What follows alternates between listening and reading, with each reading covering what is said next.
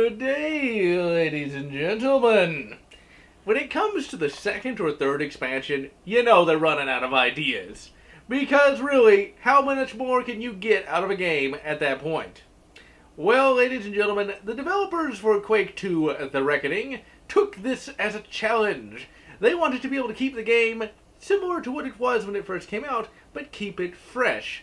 And really, I think they did the best of the lot. Quake II: The Reckoning was the second of the Quake expansion packs and keeps all the id-tickling goodness of Base 2Q. You got the same things you had in that game. No regenerating health, you can carry all your weapons. It's pretty much just Quake 2, but, Quake 2.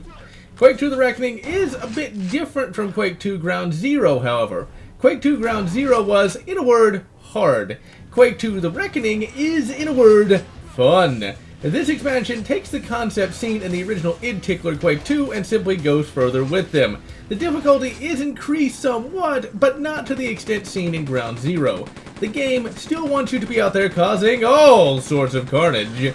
And there are more enemies, but they are not aggravating enemies. The first of the new enemies is the Random Strong Mutant. He is fairly weak, has a ranged attack, and explodes NES style when killed. You then have the Strong Infantryman armed with a Hyper Blaster and fitted with increased armor. He is quite the challenge, but he is not so challenging as to be annoying. You have a few new weapons here and there, none of which really stand out when compared to the original id-ticklers, but are at least somewhat more useful than Ground Zero's new weapons. The most notable of the lot is the Plasma Disc Launcher. It does good damage and bounces off of walls, allowing for good indirect fire. One of the problems with Quake II Ground Zero was the fact there wasn't a lot of Yeti Ground.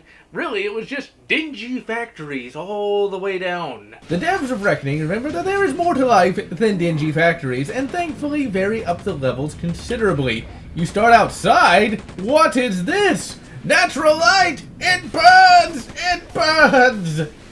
Then you get your dingy factories. It makes for a much more enjoyable gameplay experience when you don't have to look at goddamn gray all the time. Personally, I preferred goddamn gray to dark dull gray. What? That's the best I got. It's not like this game is really mockable like Duke Nukem Forever. One weird aspect of the levels is the water. I have never seen so much water in an FPS before. I guess one of the devs was a big fan of diving or something along those lines. Literally, in the first level, you swim a lot. Then, the second level is in a sewer. I drowned more times in this bloody level than in all the other FPS games I have played, combined. In both Quake II and Ground Zero, you never really need the rebreather because your Marine must have 3 goddamn lungs. But here, if you don't pay close attention to where you're going and what you are doing, you will drown fast.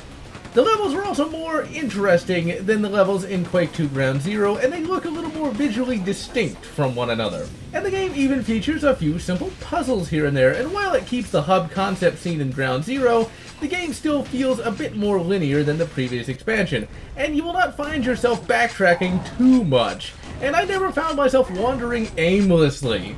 The difficulty, as mentioned before, is more reasonable in this game. You can still die fairly easily if you not play with your head on a swivel and with a quick trigger finger. The difficulty is way less cheap than in Ground Zero, and there are no rage enemies like the goddamn turrets.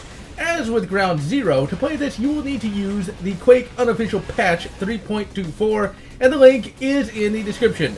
Music is the very same as heard in the previous expansion, and still rocks.